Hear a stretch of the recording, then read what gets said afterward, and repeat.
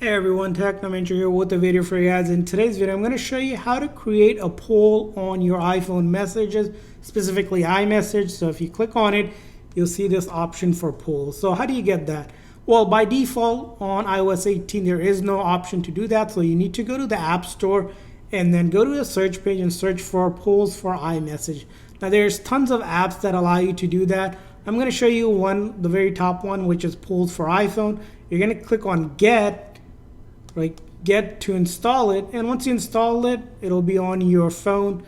Usually it's going to look like this, where it'll recently install on your phone. Now once you have it installed, what you need to do is basically open up iMessage and then go to your message and then click on that plus icon, and you should automatically see a polls option now. And then if I tap on polls here, I can get started here. So let's go ahead and tap on polls and then polls for iMessage, so I can get started here.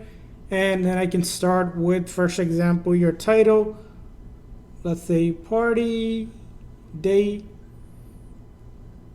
and then hit next here, and then I could give the option Friday,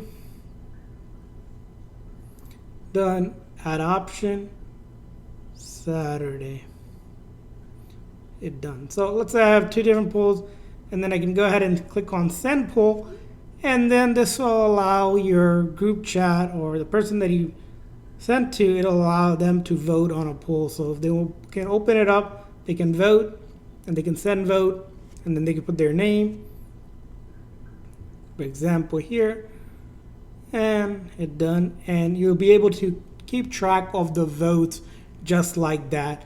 So that's how you can send a vote. Now there's different apps you can do this, but this is one of the easier way to be able to make a poll on your iPhone messages.